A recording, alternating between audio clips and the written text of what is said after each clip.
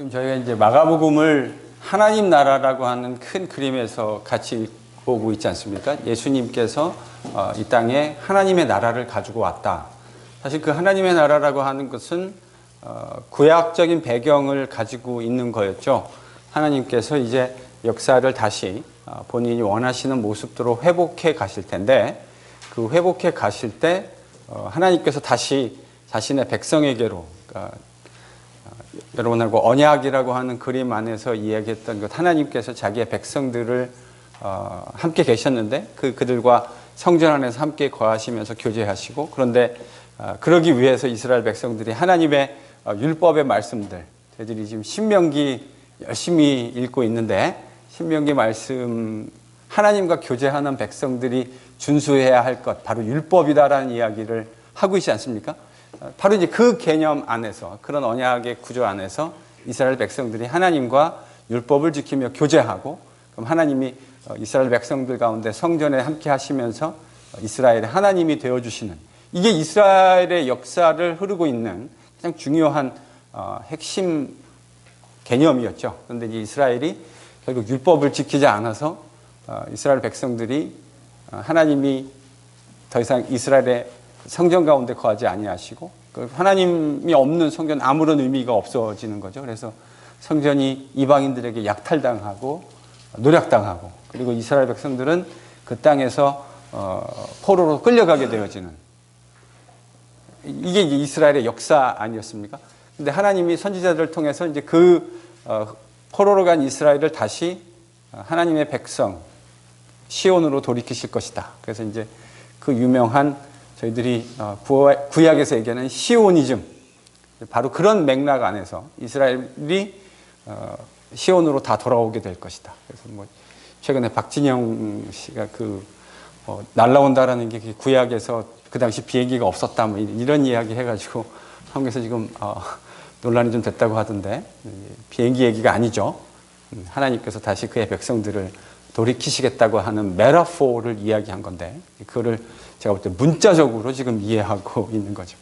사실은 성경 조금만, 박진영 씨가 저희 교회 와서 공부 조금만 했으면 이제 그런 허무맹랑한 이야기 안 할 수 있는데, 그래서 이제 말씀을 잘 배우는 게 참 중요한 일이다. 지난 시간에 잠시 얘기했죠. 그래서 하나님이 다시 자신의 백성들에게로 돌아오시는, 왕으로 그의 백성을 찾아오시고 남편으로 찾아오시는 그런 이제 메타포들이 구약에 참 많이 등장합니다. 바로 이제 그런 맥락에서 저희들이 마가복음을 읽어오고 있고, 예수님이 바로 그 하나님이시다, 자기 백성에게 찾아오시겠다고 약속하셨던 바로 그 하나님이시다라는 이야기를, 무리를 걷는 이야기, 또 오병이어의 기적의 이야기를 통해서 어떻게 그 이야기가 구약에서 자신의 백성에게 돌아오시겠다 했던 그 하나님의 약속이 이루어지고 있는 것을 어떻게 마가가 그렇게 표현하고 있는가 하는 이야기를 했습니다. 예수님이 그리고 또 각양 연약한 사람들의 그 약한 것들을 고치시는 모습을 통해서 인간의 연약함을 긍휼히 여기시고 치유하시는 하나님으로 이제 등장하는데, 그 과정에서 이스라엘의 정결 규례 안에 부정하다고 생각되는 사람들을 예수님이 빈번하게 접촉하셨습니다. 이것이 이제 유대인들 사이에 적지 않은 파장을 일으키게 되어지죠. 어떻게 메시아, 유대인으로서, 유대의 랍비로서 저렇게 율법을 지키지 않는 이런 과격한 이야기를 할 수 있느냐 하는 이야기가 등장하게 됐고, 바로 7장 1절에서 23절까지는 바로 그 주제를 다루고 있다고 이야기했습니다. 즉 율법과 그 율법과 관련되어진 전통에 대한 이야기. 예수님이 상당히 레디컬한 이야기를 하셨다 그랬죠.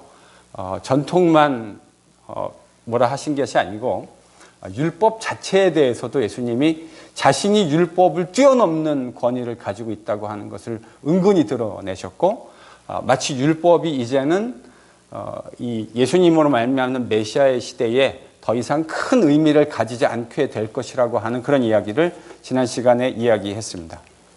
그래서 18절에서는 그게 예수님이 직접 하신 말씀인지 아니면 그 예수님의 말씀을 마가가 풀어서 해석한 건지 정확치는 않지만, 모든 음식이 깨끗하다. 정말 유대인들 입장에서는 이건 정말 레디컬한 이야기가 아닐 수 없습니다. 이런 이야기 함부로 아무도 할 수 없죠. 예수님이 정결에 대해서 매우 급진적인 레디컬한 이해를 가지고 계셨다라는 것을. 그러니까 정결의 음식에 있어서 더 이상 정한 것이나 그렇지 않은 것 사이에 구분이 없어진다라는 말의 사실은 보다 근본적인 함의는 이제 이방인과 유대인 사이의 구별 자체가 없어질 것이라는 말입니다. 그 이야기가 말은 서로 다른 것 같지만 실제 안에 그 딥 레벨에 들어가 보면 사실은 같은 말이에요. 부정한 것, 부정하지 않은 것 사이에 구분이 사라진다고 하는 것은 율법이 주는 그 옛 시대의 유대인과 이방인 사이에 그 구분이 없어진다라고 하는 것을 사실 함의하고 있는 거죠. 오늘 본문은 바로 그러니까 지금 마가가요, 이 이야기를 그냥 아무렇게나 막 배열해 놓은 게 아니고요. 오늘 본문을 보면 예수님이 어디를 가시죠? 두로를 가십니다. 두로는 말할 것도 없이 이방 지역입니다. 문단 나누기 안 했네요. 문단 나누기. 이거 연결하다가 이 이야기가 어떻게 이 이야기와 연결되어 있는지 이야기하다가 문단 나누기 안 했습니다. 제가 지금 5개로 나눴는데 여러분 저희들이 예전에 학교 다닐 때 그 소설을 이렇게 얘기했잖아요. 소설을 구성하는 요소들을 잘 읽어보면 소설이 처음에 어떻게 시작하죠? 그건 이제 여러분 눈치를 좀 잘 보시죠. 기승전결은 4개잖아요. 지금 몇 개로 되어 있습니까? 5개. 그렇죠. 그럼 이제 시작이 뭘 해야 되죠? 이래서 학교를 잘 다녔어야 돼요. 발단. 그렇죠. 발단. 그 다음엔요? 전개. 옛 기억이 막 새록새록 나오시죠? 발단, 전개. 그 다음에 뭐죠? 서론이요? 그 어느 학교? 위기. 그렇죠. 발단, 전개, 위기. 그 다음은요? 절정, 클라이맥스. 야, 진짜 이 주입식 교육의 파워가 엄청납니다. 지금 도대체 학교를 졸업하신 지가 몇 년인데 이 발단, 전개, 위기, 절정, 결말. 이거 우리 맨날 배웠잖아요. 고등 다닐 때. 발단, 전개, 위기, 절정, 결말. 그래서 여러분 잘 보세요. 그 스토리에 맞춰서 본문을 잘 보시면 발단은 예수님이 두로를 간 것이 발단이 됐습니다. 그렇죠? 근데 전개는 어떤 내용이 나오냐면 어떤 이방 여자가 하나 등장하죠. 근데 이 여자에게는 귀신 들린 딸이 있었어요. 그래서 주님께 나와서 고쳐달라고 귀신 내쫓아달라고 간구했습니다. 근데 그럼 여러분 이 맥락에서 보면 제가 지금 7장 21절에서 23절은 율법과 전통이 더 이상 의미 없어지는. 그러니까 사실은요, 이거를 지금 저희가 에베소서를 읽고 있는데 에베소서에서 바울이 하고 있는 말로 바꾸면 여러분 새 창조의 피조물이 만들어진다. 이게 바울이 이해한 복음이라고 했잖아요. 기억나십니까? 여러분 바울이 이야기하는 복음은 단순히 이신칭의만을 얘기하는 게 아닙니다. 바울의 이야기하는 복음의 사실 더 큰 핵심은 뭐냐면 더 큰 그림은 우리가 뭐가 된다는 거예요? 새로운 새 창조의 피조물로 하나님께서 그리스도 예수 안에서 만드셨다. 여러분 이게 바울이 이야기한 복음이에요. 왜 그렇게 만드셨다고요? 뭐 하려고요? 우리를 죄의 노예 생활로부터 속량, 구속해내시려고. 그래가지고 뭘 만드시려고요? 자녀로 입양시켜서 하나님과 더 이상 죄에 의해서 통제당하고 죄에 의해서 노예 생활하는 모습이 아니라 아버지와 자녀로 누리는 아름다운 관계를 누리기 위해서 하나님이 그리스도 안에서 우리를 새롭게 만드셨다. 여러분 이게 누가 말하는 복음이라고요? 이게 바울이 말하는 복음이에요. 그래서 바울은 그리스도 안에 있는 새로운 창조라는 그림 속에서 나중에 2장 가면 제가 더 자세하게 이야기하겠지만 뭐와 뭐 사이에 장벽이 허물어졌다는 이야기를 합니까? 에베소서 2장에 가면 누구와 누구 사이에 있는 장벽과 담이 허물어졌다고 바울이 이야기합니다. 뭐와 뭐 사이에 담이었죠? 유대인과 이방인 사이에 존재하는 담이 허물어졌다. 그 얘기가요. 바울의 이야기로 바꾸면 바울은 이제 우리가 새 창조의 피조물이 되어졌다. 그러니 더 이상 유대인과 이방인이라고 하는 이 옛 시대의 그 구조 자체가 더 이상 의미 없어졌다. 지금 바울은 그렇게 이야기하고 있는 거거든요. 저는 예수님도 정확하게 같은 내용을 말씀하고 계시는 것이다라는 생각을 합니다. 이게요, 서피스 레벨에서 보면 잘 안 보이는데요. 조금만 더 들어가서 보면 사실은 같은 이야기를 하고 있다는 게 성경 곳곳에서 많이 발견되어집니다. 자, 그래서 예수님께 고쳐달라고 그랬으면 7장 1절에서 23절까지 보여주셨던 예수님의 가르침과 태도라 그러면 예수님이 대본에 뭐라 그러셔야 되죠? 고쳐준다고 그래야죠. 왜요? 이방 여자랑 더 이상 성과 속, 그런 소위 말하는 유대인과 이방인 사이에 있는 거룩과 거룩하지 않음의 구별 자체가 없어지는 세상. 예수님이 오셔서 만들려는 세상은 그런 세상이거든요. 그럼 예수님이 뭐라 그러셔야 되냐면, 옳거니 내가 고쳐줘봐. 여러분, 이래야 되는 거잖아요. 맞습니까? 예수님이 7장 18절에서 뭐라고 하셨어요? 모든 음식이 다 깨끗하다, 정결해졌다. 그 말의 함의가, 그 이야기를요 줄고 쭉 가지고 오면 이제 더 이상 이방인과 유대인 사이에 있는 그런 담과 이런 정결규례의 담 자체가 무너진다라는 이야기를 예수님이 지금 하시고 계시는 거거든요. 근데 여러분 27절에 가면 예수님이 완전히 이상한 이야기를 하십니다. 적어도 완전히 이상해 보이는 이야기를 하십니다. 그러니까 위기죠, 그렇죠? 막 어떤 랭귀지를 사용하시냐면 개라는 랭귀지를 사용하십니다. 개. 우리도 개 그러면 되게 기분 나빠하잖아요. 어떤 사람을 얘기할 때 빗대어서 개에다가 빗대가지고 얘기하면 이거 큰일 납니다, 잘못하면. 근데 예수님이 지금 개라는 메타포를 가지고 이 이야기를 하세요. 그 여자의 청을 그러니까 어떻게 보면 표면적으로 보면 막 거절하시는 것처럼, 특별히 유대인들에게 있어서 이 메타포는 되게 중요한 메타포였죠. 근데 이제 그거에 대한 여자의 반응이 나오는데 제가 볼 때 이게 오늘 이야기의 클라이맥스가 될 것 같습니다. 그리고 그 이야기에 따른 결말, 이렇게 이제 오늘 이야기가 전개되어집니다. 자, 예수님께서 모든 음식이 깨끗하다, 단순히 이스라엘의 그 율법에 따른 전통만이 아니라 율법을 뛰어넘는 스테이트먼트를 하셨어요.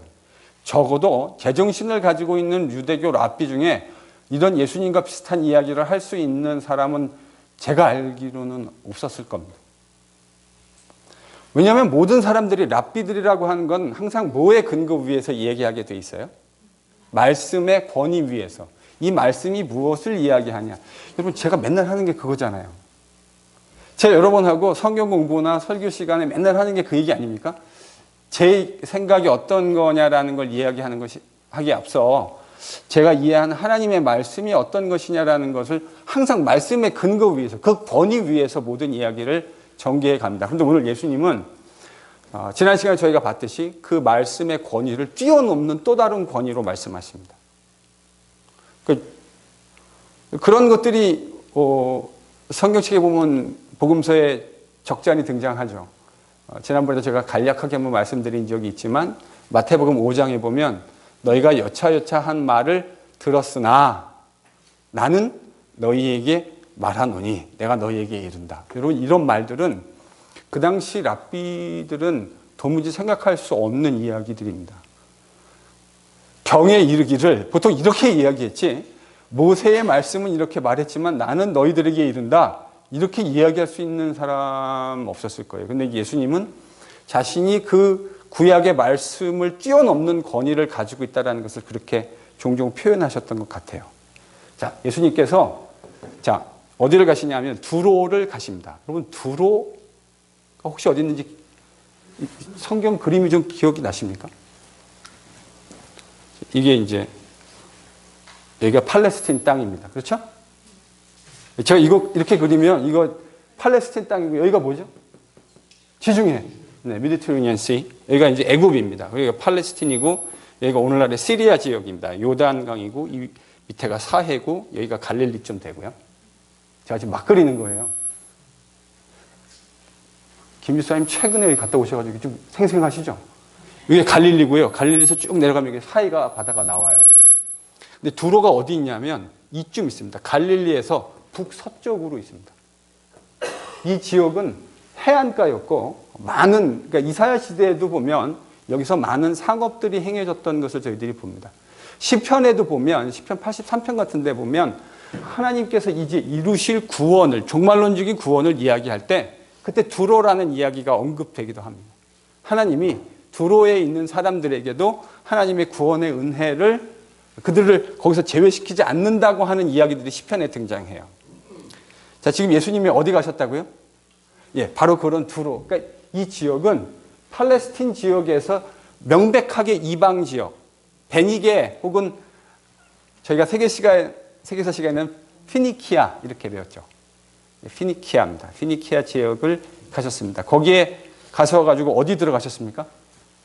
한 집에, 어떤 집에 들어가셨습니다. 근데 예수님의 그 의도는 별로 자기가 오신 것을 드러내지 않으시려는 의도가 거기도 보인 것 같아요. 근데 늘 예수님의 이런 의도는 실패하십니다. 예수님이 오셨다고 하는 것. 사실은 아니 두로 그러면 사실은 팔레스틴 지역으로부터 좀 어느 정도 거리가 있고 떨어져 있는 건데 아니 예수님이 어떤 분인지 이 지역 사람들도 알고 있었단 말인가 이런 생각을 저희들이 좀 할 수 있죠. 아, 제가 좀 허무맹랑한 이야기를 하는 겁니까? 예수님이 팔레스틴에서나 유명했지 저쪽 지역은 사실은 갈릴리로부터도 상당히 거리가 좀 떨어져 있고 예수님 저 지역에서 뭐 이렇게 유명했느냐라고 생각하실 수 있을 텐데 여러분 사실은 이 두로 지역이 마가복음에서 처음 나온 게 아닙니다. 여러분이 조금만 자세히 읽으셨다면 이 두로 지역이 이미 언급됐어요. 어디에서 언급됐죠? 마가복음 3장 8절을 한번 찾아보십시오.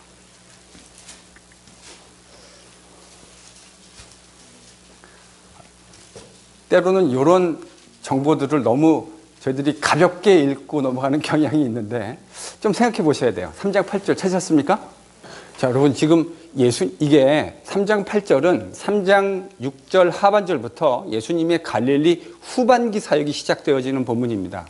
근데 예수님의 갈릴리 후반기 사역이 시작될 때 마가는 예수님의 사역에 대한 소문을 듣고 각 지역으로부터 나온 수많은 사람들의 이야기를 이야기하면서 그 이야기 속에 그 나왔던 사람들의 도시 목록들을 집어넣고 있습니다. 거기 뭐가 나오죠? 두로. 그러니까 예수님이 동네에서만 유명했던 게 아니시군요. 갈릴리 지역에서만 유명했던 게 아니에요. 갈릴리 주변을 비롯해서 그 지역의 훨씬 북서쪽에 있었던 두로, 이런 시돈, 이런 지방에서도 사람들이 예수님에 대한 소문을 많이 듣고 있었어요. 그러니까. 근데 지금 예수님이 율법과 이 전통에 대한 논쟁을 마치시고 난 다음에 어디로 가셨다고요? 두로로 가셨다고요. 그러니까 그 말은 어떤 의미에서 상당히 논리적 일관성이 있죠. 예수님이 지금 정결규례를 뛰어넘는 새로운 시대가 온 것을 예수님이 의도적으로 보여주셨고 모든 음식이 깨끗하다고 말씀하심으로 그런 시대가 임했다라는 걸, 물론 그 이야기를 들었을 유대인들은 그 말이 도무지 무슨 말인지 못 알아들었겠지만 예수님은 그런 의도를 저는 가지고 얘기하셨다고 생각합니다. 새로운 시대, 메시아로 말미암는 새 창조의 시대가 도래했다라는 것을 이야기하시려고 의도하시고 그 말씀을 하신 것 같아요. 그리고서는 예수님이 지금 두로 지방, 즉 이방인 지역에 들어가셨습니다. 아무도 모르게 하려고 했지만 늘 그러셨던 것처럼 숨기실 수 없었습니다.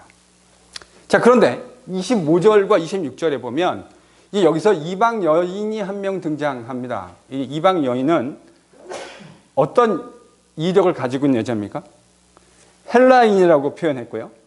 그리고요, 예, 수로보니게. 이건 이제 한문으로 음역하니까 수로보니게인데 이게 사이로피니키아라는 말이죠. 사이로피니키아. 그 여자가, 근데 이 여자는 이방인 헬라인이었고 사이로피니키안 족속에 있는 사람인데 이 사람에게는 딸이 있었습니다. 그런데 그 딸이 지금 어떻게 돼 있어요? 귀신 들렸어요.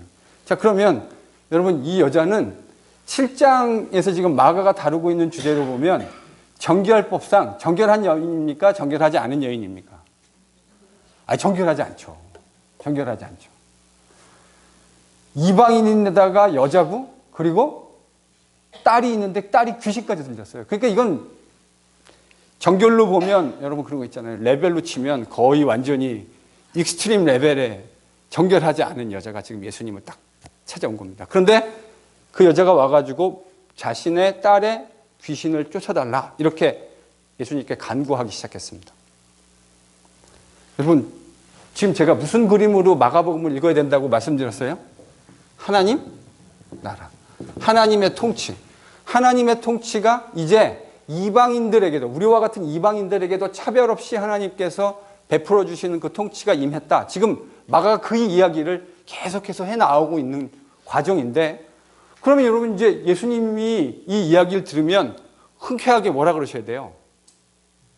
옳거니 내가 바로 그 일을 위해서 왔느니라. 이렇게 말씀해 주시면서 이방인 여자에게 그 하나님 나라의 백성으로서 더더군다나 예수님을 찾아와가지고 지금 간구하잖아요. 그러니까 그동안에 예수님의 어떤 그런 마가복음의 스토리를 봤으면 저희들이 당장 뭘 기대해야 합니까? 예수님이 고쳐주실 것이라고 기대합니다. 그런데 27절에 예수님의 말씀이 말 그대로 위기입니다. 뭐라 그러죠? 자녀의 떡을 취해서 개들에게 던짐이 마땅치 않다. 여러분, 이 정도 얘기 들으면 우리 맘 약한 이숙 집사님은 그냥 뒤로 쓰러지셨을 것 같아요. 그러지 않았을까요? 여러분, 유대인들이 개라는 메타포를 사용하는 건 경멸의 의미를 담고 있습니다. 제가 지난번에 유대 설교할 때 유대인들의 그 기도 목록에 보면 감사의 기도 목록이 있거든요. 18개의 감사, 18 benediction이라는 그 기도가 있는데, 거기 기도 중에 내가 저 개와 같은 이방인으로 태어나지 않은 것에 대한 감사, 내가 여자로 태어나지 않은 것에 대한 감사. 유대인들이 그런 감사했다고요. 하나님께. 내가 저 개와 같은 이방인으로 태어나지 않은 것 하나님 참 감사합니다. 그렇게 아침 저녁으로 하나님께 기도했어요. 근데 지금 예수님이 야, 자녀의 떡 취해서 개한테 던짐이 마땅치 않다. 여러분, 이건 문맥 속에서 누가 봐도 뻔한 이야기 아닙니까? 지금 누구를 개라고 지칭하고 있는 거죠? 이 부탁하러 온 이 불쌍한 여자, 이방인이고 딸이 있는데 딸이 귀신 들려 있는 이 불쌍한 여자를 예수님이 이렇게 사랑이 많으신 분인데 왜 이런 이야기를 하시는 거죠? 그것도 당시 유대인이라면 누구나 다, 유대인과 그 지역에 있는 이방인들이라면 누구나 다 알 수 있는 그런 메타포를 사용해 가시면서 개들에게 주는 게 마땅치 않다. 그러면 그 이야기를 듣고 있는 이 이방 여자는 지금 뭐가 되는 겁니까? 개가 된 거죠. 적어도 예수님의 말 속에서 개가 된 거죠. 위기잖아요. 근데요, 여러분, 이 여자가 하는 말을 한번 보십시오. 자, 그러면 질문을 하나 해야 돼요. 예수님은 왜 도대체 이런 이야기 왜 하신 걸까요? 그동안 우리가 알고 있었던, 특히 예수님이 연약한 자와 약자로 분류된 사람들에게 보여주셨던 태도를 보면 예수님이 그러시잖아요. 이렇게 사회적인 강자나 자기가 기득권이라고 하는 사람들한테는 상당히 세게 나가셨습니다. 그렇죠? 이 독사의 자식들아. 여러분, 이 독사의 자식이라는 말을 오늘날 우리의 말로 표현하면 뭐로 바꾸시면 좋은지 아세요? 거기도 짐승이 들어가는데. 이 독사 자식들아. 참 신사적이라서 그런 말을 잘 못하시죠? 저도 참 사람이 신사적이라 그런 말을 입에다 담기가 싫어요. 예수님 그렇게 세게 나가시는 분이에요. 근데 적어도 제가 읽는 복음서에서 예수님은 사회적인 약자, 그 당시에 고아라든지 과부라든지 또 여인이라든지 사회적으로 이 마지널라이즈 되어 있는 사람들에 대해서는 정말 관대한 태도를 보이지 않으신 적이 없는 것 같아요. 제 기억에는. 그러니까 예수님의 별명이 뭐였냐면 세리와 죄인의 친구. 그러니까 친구라는 말은 늘상 같이 노니까 친구라는 말이 붙은 거 아니겠어요? 그러니까 예수님은 창녀들하고 같이 어울리셨고 세리들, 죄인들, 그 당시 사람들이 다 바깥에 밀어냈던 자신들의 그 소셜 바운더리에서 우리는 당신 같은 사람들하고 같이 교제할 수 없어라고 다 밀어냈던 사람들 옆에 가셔가지고 가깝게 지내셨다고. 그런데 오늘은 예수님 완전히 제도권에 있는 남자 같아요. 이 말씀을 들으면 그 당시 제도권에 있는 유대인 남자들이 했을 법한 이야기를 지금 예수님이 하고 계십니다. 여러분, 이 말의 의미를 우리가 어떻게 이해해야 할까요? 자녀들의 떡을 취해 개에게 던지는 것이 마땅치 않다 라는 이 예수님의 말씀을 여러분 어떻게 이해해야 됩니까?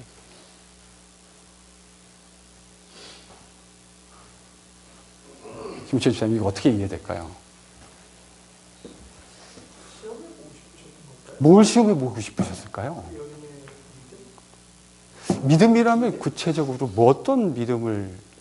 이분이 나를 구원해 주시, 내 딸을 고쳐주실 수 있는. 적어도 지금 이 여자가 예수님에 대한 소문을 듣고 나오지 않았겠어요?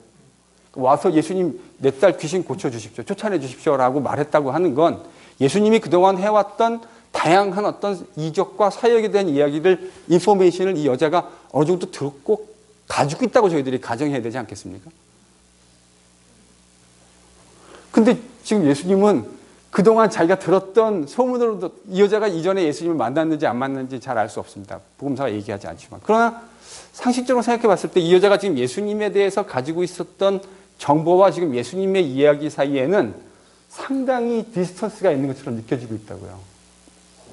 저는 이 말에, 그러니까 집사님이 말씀하신 대로 예수님이 갖고 계신 생각을, 그 생각이 이 여자를 뭔가 테스트해 보려고 하는 의도가 있다는 걸 이 여자가 알아차린 것 같아요. 뭘 보면 이 여자가 그걸 알아차렸다는 것을 알 수 있습니까? 그 대답이요.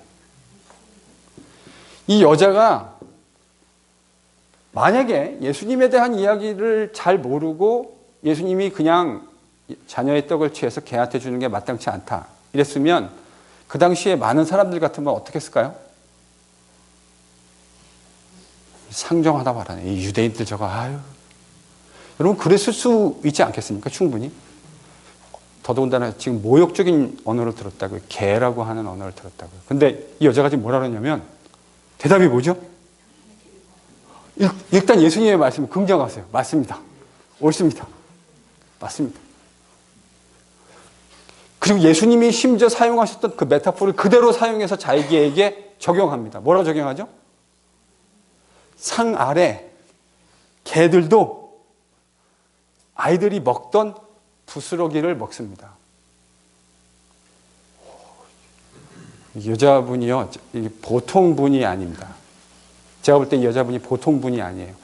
어디서 이 여자가 예수님에 대한 이런 이해를 가지게 되었느냐라는 것을 설명할 수 있는 방법은 없습니다. 적어도. 제가 아는 한 마가복음에서 이 여자가 도대체 이 이야기를 어떻게 예수님에 대한 이런 이해를 가지게 됐을까? 사실 설명하는 건 그건 분명히 마가복음의 범위를 넘어가는 거예요. 하나 분명한 건 이 여자가 예수님이 말씀하셨던 그 말의 의도를 처음부터 이해하고 있었다는 겁니다. 사실은요, 예수님의 말씀을 잘 보면 그 말씀 속에 이것이 그냥 스트레이트포워드한 그 리젝션이 아니었다라는 것이 들어있어요. 어디에 들어있죠? 자녀로 먼저, 프로토스. 자녀로 먼저. 그러니까 예수님이 이 여자의 믿음을 한번 테스트해 보고 싶으셨던 것 같아요. 저는 이 예수님의 말씀이 정확하게 예수님이 마태복음에 보면 제자들을 선교 파송하는 단락이 나옵니다. 몇 번 나오죠, 마태복음에. 근데 거기다 보면 예수님이 뭐라 그러시냐면, 내가 이스라엘의 집 바깥으로 보내심을 받지 않았다. 그런 말씀하십니다. 그렇죠? 이스라엘 이 울타리 바깥으로 보내심을 받지 않았다. 그 말은 마태복음에서 예수님이 그러니까 이방인들 선교 안 하겠다 이렇게 말씀하신 겁니까? 아닙니까? 아닙니다. 그거 아닙니다. 마태복음의 구조 안에서 예수님은 28장 마지막에 가서 모든 족속으로, 판타타 에프네라는 말은, 모든 족속이라는 말은 모든 이방인들로 라는 말입니다. 그러니까 예수님은요, 마태복음에서도 처음에 유대인들에게만 보냄을 받았다. 이스라엘의 잃어버린 양들에게 보냄을 받았다 말씀하셨지만 나중에 가서는 분명하게 이방인들에게 가서 전도하고 선교하라고 하는 말씀하십니다. 마가복음에서 저는 그와 비슷한 랭귀지가 여기에 있는 것 같아요. 자녀로 먼저 배불리 먹게 할 것이다. 그러니까 예수님이 지금 하나님 나라를 갖고 오셔서 그 하나님 나라 혜택을 시간적으로 누가 먼저 누리게 된다는 말씀입니까? 유대인들이요. 틀림없죠. 예수님이 유대의 갈릴리 지역에서 활동하셨으니까 유대인들이 먼저 그 혜택을 누렸죠. 그리고 나서요. 그 혜택을 누가 보게 됩니까? 이방인들도. 7장에서요. 이제 본격적으로 이방인들이 혜택 보게 될 것이라는 이야기가 나와요. 그리고 이제 오늘 본문도 이방인들이 본격적으로 혜택을 보게 되는 이야기의 시발점입니다. 저희들이 다음 주에 보게 될 31절에서 37절도 보면 이방에서 하나님 나라의 통치, 약간 스포일 시켜드리면 이사야가 하나님 나라가 왔을 때 일어날 것이라고 얘기했던 내용을 마가가 반영하는 방식으로 7장 31절에서 37절을 기록해주고 있어요. 여러분, 그리고 난 다음에 8장에 가면 무슨 이야기가 나오는지 아십니까? 마가복음에? 여러분, 이제는 좀 제가 이렇게 얘기하면 답이 축축축 좀 나오셔야 되는데 왜요? 마가복음을 꽤 많이 읽으셨을 거 아닙니까? 마가복음, 그러니까 무슨 신학적인 깊은 이야기를 해달라는 게 아니라 8장에 무슨 얘기가 나오죠? 네, 4,000명. 그러니까 지금 6장에서 예수님께서 5,000명을, 남자들만 5,000명을 먹이셨던 이야기는 유대 지역에서 행해진 오병이의 기적입니다. 근데 8장에 가면 첫 번째 이야기가 이제 이방 지역에서도 오병이어와 거의 유사한 일이 일어난다고 하는 것이 8장의 기록이에요. 자, 그러니까 하나님 나라의 혜택을 유대인만 누리는 것이 아니고 누구도 누리게 되는 거죠? 이방인도. 종말에 하늘로 오는 떡을 먹게 된다고 했던 유대인들의 전통 속에 그것이 바로 하나님의 일이라고 하는 것을 마가가 6장에서 이야기했는데 유대인들만 그 혜택을 누리는 것이 아니라 이제 이방인들까지도 그런 혜택을 누리게 될 것이라는 게 지금 마가가 얘기하려고 하는 내용입니다. 그러니까 예수님의 의도 속에서 자녀의 떡을 취해서 개들이 던지기 마땅하지 않다라는 말은 이게 스트레이트포워드한 리젝션이라기보다는 하나님의 구원 사회 히스토리에 있어서 그 혜택이 먼저 유대인에게 주어지고 그 다음에 누구에게 주어진다는 거죠? 이방인들, 우리 같은 이방인들에게 주어진, 이건 실제로 역사 안에서 증명된 내용이고 지금도 확인되어지고 가는 내용 아닙니까? 예수님이 지금 그 얘기를 하신 거라고요. 근데 이 여자가 지금 뭐라고 답했다고요? 옳습니다. 맞습니다. 개들도 식탁에서 떨어지는 그 자녀들의 부스러기를 먹습니다. 예수님이 말씀하신 이야기를 또 다른 개라는 메타포를 비유적 언어를 통해서 이 여자가 이야기하고 있는 거예요. 맞습니다. 그 구원사의 히스토리에서 그렇게 되어지는 것이 하나님의 뜻입니다. 저는 사실 되게 놀라워요. 이 여자가 도대체 어떻게 이와 같은, 제가 보기에는 그 당시 유대인 제자들도 제대로 깨닫고 있지 못했던, 예수님 주변에서 그렇게, 지금 여러분 이 시기쯤 되면 예수님의 제자들이 예수님 공생애에서 거의 이제 예루살렘으로 들어가기 직전입니다. 마가복음은 7장이니까 대충 중간쯤이지만 실제로 예수님의 공생의 역사를 보면 거의 공생의 마지막에 지금 다다른 시점이에요. 제자들도 깨닫지 못하고 있어요. 심지어는 나중에 예수님한테 꾸중 듣잖아요. 너희들이 아직도 떡 떼던 거를 깨닫지 못하느냐, 이렇게 꾸중 듣고 있고 제자들도 못 알아차리고 있는데, 요즘 젊은 아이들이 쓰는 말로 듣보잡입니다. 사이로피니키안 워먼. 이 듣보잡 수로보니게 여인이 도대체 어떻게 예수님의 사역에 대한 이런 정확한 이해를 가지고 있었을까? 이건 뭐 설명해낼 수 있는 방법은 없습니다. 미스테리입니다. 여하간 이 여인의 말이 예수님에게 샤킹했을 것 같아요. 예수님이 아마도 마태복음의 용어를 빌리자면 내가 누구냐 이렇게 물었더니 사람들이 막 얘기했던 거 얘기한 다음에 제자들에게 물었잖아요. 그럼 너희들은 나를 누구라 하느냐. 그러니까 누가 딱 등장했죠? 마태복음에요. 배 선생님이 등장하셔가지고 주는 그리스도시요 살아계신 하나님의 아들이십니다. 그랬더니 예수님이 뭐라고 그러셨죠? 마태복음 16장에서 바요나 시몬아. 예수님이 화들짝 하신 거예요. 내가 복이 있도다. 이것을 알게 하신 것이 혈육이 아니고 하늘에 계신 내 아버지시다. 그러니까 예수님이 그 대답에 지금 상당히, 물론 그 뒤 문맥을 보면 베드로가 여전히 그게 무슨 말인지를 정확하게 알고 있지는 못했지만 그 말 자체가 가지고 있는 정확한 스테이트먼트에 대해서 예수님이 상당히 임프레시브하게 느끼셨던 거잖아요. 저는 지금 이게 거의 비슷한 내용이지 않을까 싶습니다. 이 여인의 상 아래 개들도 아이들이 먹던 부스러기를 먹나이다 라는 이 말은 저는 베드로의 고백에 거의 범접하는 그런 고백이 아닐까 하는 생각을 개인적으로 묵상합니다. 자, 이 이야기를 듣고 난 다음에 예수님이 뭐라 그러시죠? 29절 같이 읽습니다. 뭐를 했다고요? 이 말을 하였으니. 여기 원문은요, 직역하면 이렇게 돼요. 너의 바로 이 말 때문에.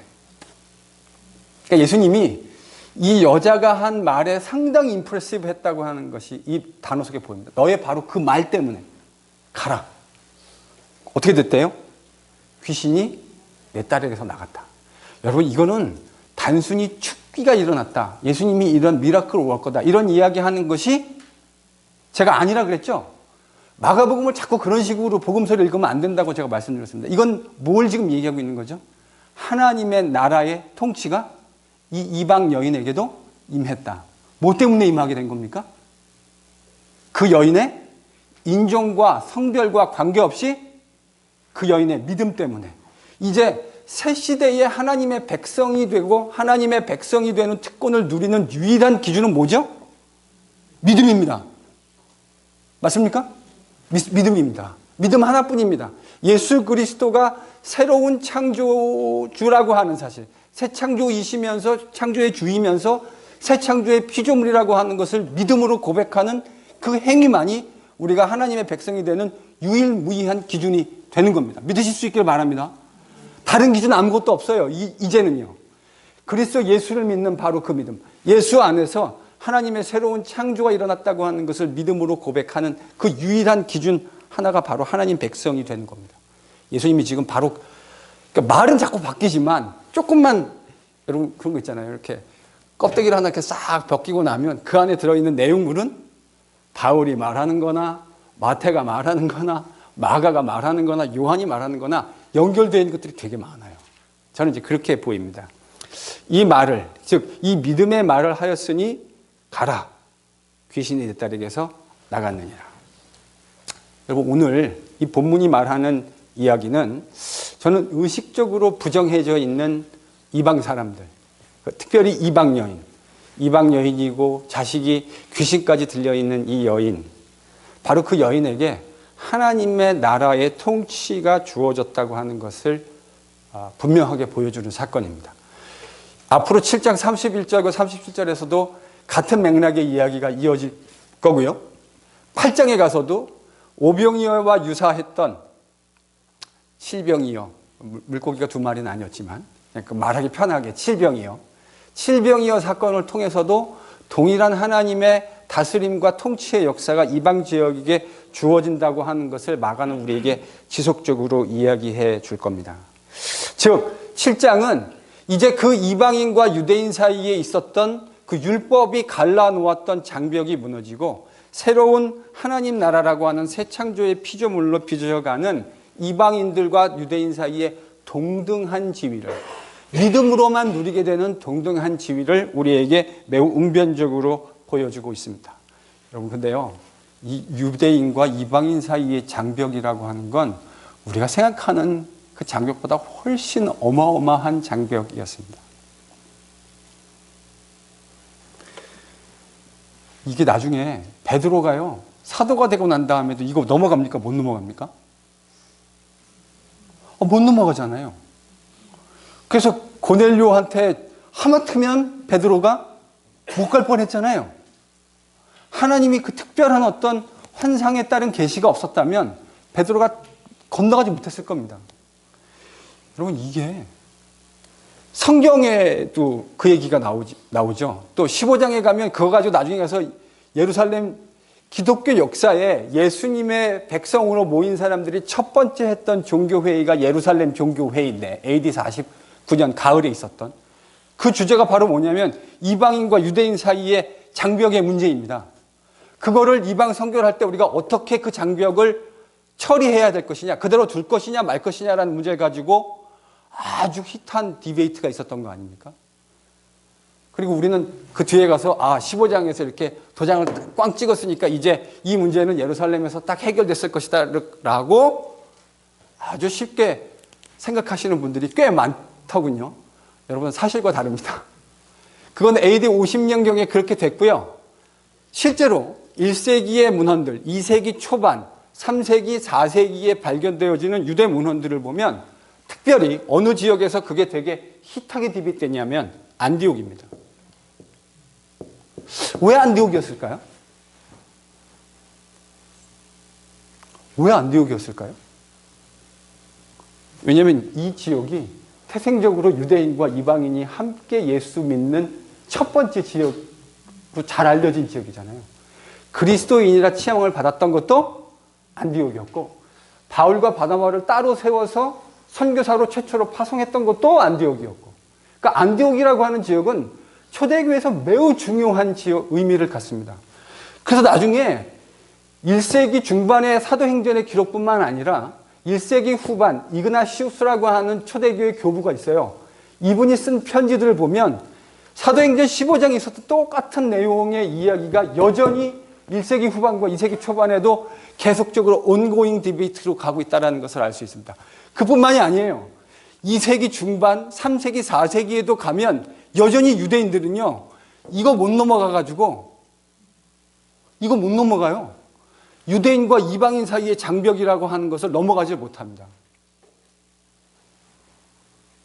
제가 이 얘기를 왜 하냐면, 저는 복음을 제 말로 이렇게 표현합니다. 복음을 제대로 이해하는 건 넘어가는 겁니다. 벽을 넘어가는 겁니다. 왜 벽을 넘어가게 되어 있죠? 복음을 제대로 이해하면 왜 벽을 넘어가게 되어 있습니까?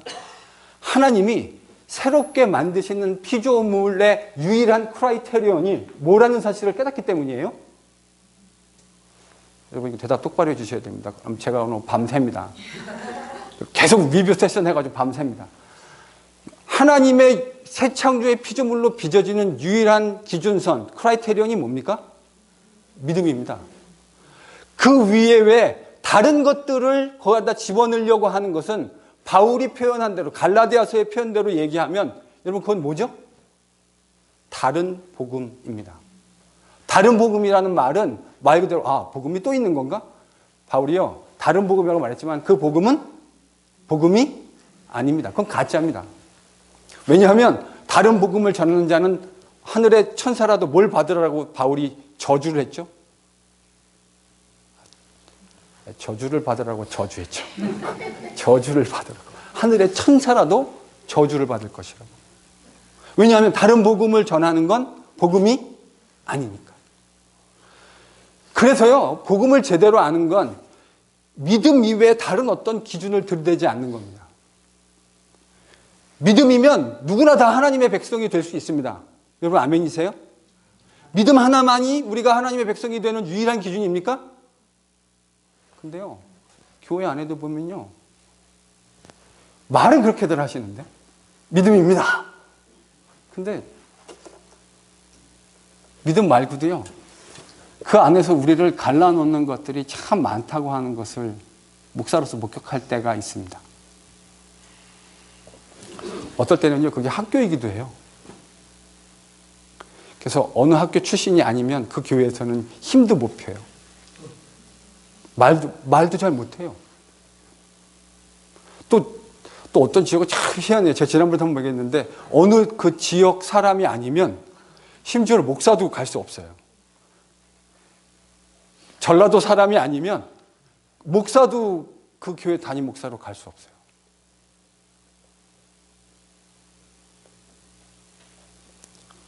우리의 사고방식 속에 복음적이지 않고 성경적이지 않은 그런 원리들이 때때로 정말 많이 작용하는 것을 보게 되어집니다. 제가 이게 유일한 정의는 아닙니다. 제가 근데 복음을 아까 뭐라고 정의했죠? 복음은 이광택 목사의 오늘 강의에 따르면 복음은 뭐라고요? 넘어가는 겁니다. 복음은 우리가 수도 없이 만들어 놓던 장벽들을 넘어가는 겁니다. 근데 여러분 그 장벽들이란 건 생각해 보면 나름대로 다 이유가 있고 사연이 있는 장벽들입니다. 맞습니까? 우리가요 아무렇게나 장벽들을 만들어 놓은 게 아니에요. 우리의 장벽들은 나름대로 다 이유가 있고 사연이 있는. 여러분 사연이라는 말을 저희들이 많이 하잖아요. 그 사연, 그 양반 참 사연이 있네. 그 말은 무슨 말이죠? 이렇게 참 얘기를 들어보니까 이해할 만한 요소가 있네. 우리가 보통 그럴 때 무슨 단어를 쓰냐면 사연이라는 말을 쓰는 겁니다. 김병희 집사님 얘기를 들어보니까 그 참 사연이 많으시네. 그러니까 그 말은 뭐냐면 공감이 되고 이해가 갑니다. 이런 말을 우리가 그렇게 표현하는 거잖아요. 교회 안에 있는 장벽들이요. 저는 우리가 다 이해할 수 있는 것들일 거라고 생각해요. 어떻게 보면 이야기를 잘 들어보면 이해할 수 있는 것이라 생각이 듭니다. 그러나 그 장벽은 반드시 넘어가야 할 장벽입니다. 유대인과 1세기 이 예수님이 사시던 바울이 살던 시대의 이슈는 유대인과 이방인 사이의 장벽이었습니다. 이거를 넘어가지 못해서 유대인들은 몇백 년 동안 그 문서들을 뒤져보면요. 이거 못 넘어갔다고 하는 흔적들이 도처에서 묻어나요. 저희들이 지금 가용할 수 있고 읽을 수 있는 문서들 안에 나타난 흔적이 그 정도라고 한다면 여러분 그게 얼마나 큰 이슈였다고 하는 것을 미루어 짐작할 수 있습니다. 여러분 오늘 말씀을 묵상하면서 예수님이 가져오신 하나님의 나라라고 하는 것은 유대인과 이방인 사이의 장벽을 허문 하나님의 나라의 복음이었다는 사실을 꼭 기억할 수 있었으면 좋겠습니다. 앞으로 우리가요 사역하면서 이게 이민교회잖아요. 그러니까 태생적으로 이민교회가 가지고 있는 저희들만의 편안한 그런 바운드들이 있어요. 그래서 우리도 뭐 넘어가자 그러면 이론적으로 막 뭐라는 게 아니라 여러분 진짜 힘든 건 뭐냐면 이론적으로 뭐라고 하지 않는데 그냥 우리의 컬처 안에 있는 편안한 거 있잖아요. 그거 안 넘어가려고 하는 것들이 이민교회에 정말 많이 있습니다. 저도 이민교회 한 20년 있었기 때문에 그게 뭔지 너무 잘 알아요.